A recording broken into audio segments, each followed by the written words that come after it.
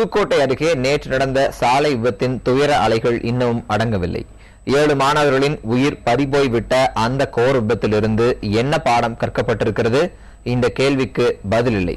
காரணம், இன்றும் ஏராளமான பள்ளி மாணவர்கள் பேருந்துகளிலும் வாகனங்களிலும் அபாயகரமான பயணங்களையே மேற்கொண்டனர்.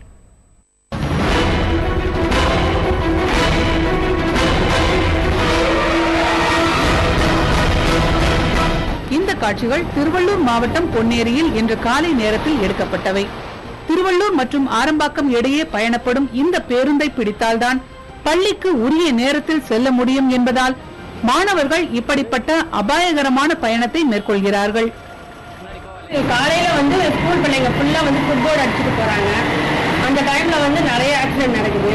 அதனால அந்த ஆஃப்டர்நூன் விடுற பஸ்ஸை காலையில நிறைய பஸ் விட்டாங்கன்னா கொஞ்சம் ஸ்கூல் பிள்ளைங்களுக்கு யூஸா இருக்கும். அது இல்லாம பஸ் கண்டக்டரும் டிரைவரும் பசங்களை உள்ள ஏறின பிறகு எடுத்தாங்கன்னா கொஞ்சம் நல்லா இருக்கும். திருவண்ணாமலையை சுற்றி 10 கிலோமீட்டர் சுற்றளவில் உள்ள கிராமங்களை சேர்ந்த மாணவர்கள் திருவண்ணாமலைக்குத்தான் படிக்க வேண்டிய நிலை இருக்கிறது. ஆனால் இவர்கள் செல்வதற்கு ஏற்ற வகையில் பள்ளி நேரத்தில் பேருந்துகள் இல்லை என்பது பெரிய குறையாகவே நீண்டு வருகிறது. திருவண்ணாமலை பார்த்தீங்கன்னா ஒரு 10 கிலோமீட்டர் இருக்கு. இந்த 10 கிலோமீட்டர் தூரத்தில் போகிறதுக்கு ரொம்ப கஷ்டமா இருக்கு. அதனால பஸ் 8லேருந்து 8:15 வரைக்கும் தான் இருக்கு. 8:15 அப்புறம் 9 மணிக்கு தான் அப்புறம் பஸ் இருக்கு. அதனால இந்த 3/4 மணி நேரம் பசங்க இங்கே நின்று ரொம்ப வெயிட் பண்றாங்க.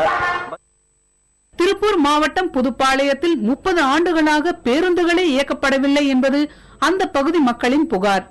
வெங்கமேட்டில் 5வது வரை படிக்கும் மாணவர்கள் அடுத்து படிப்பதற்கு 5 கிலோமீட்டர் தூரம் நடந்து சென்றாக வேண்டிய நிலையே இருக்கிறது. காட்டுப்பகுதி வழியே மாணவர்கள் நடக்க வேண்டியிருப்பதால் பல குடும்பங்கள் தங்கள் பிள்ளைகளை படிக்க அனுப்புவதையே நிறுத்திவிட்டன.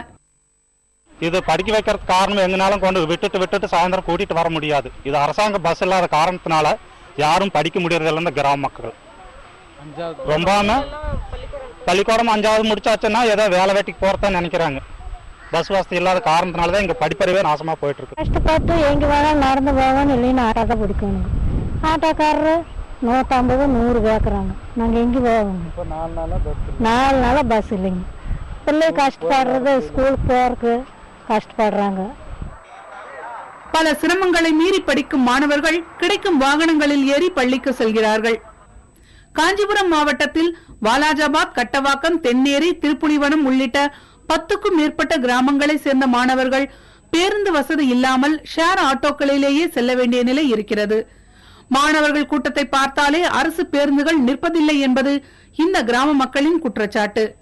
தினசரி பார்க்கும் காட்சிகளாக பழக்கப்பட்டுவிட்ட இந்த அபாயகரமான பயணங்கள் என்றைக்கிருந்தாலும் விபத்திற்கு வழிவகுக்கும் என்பதில் சந்தேகமில்லை.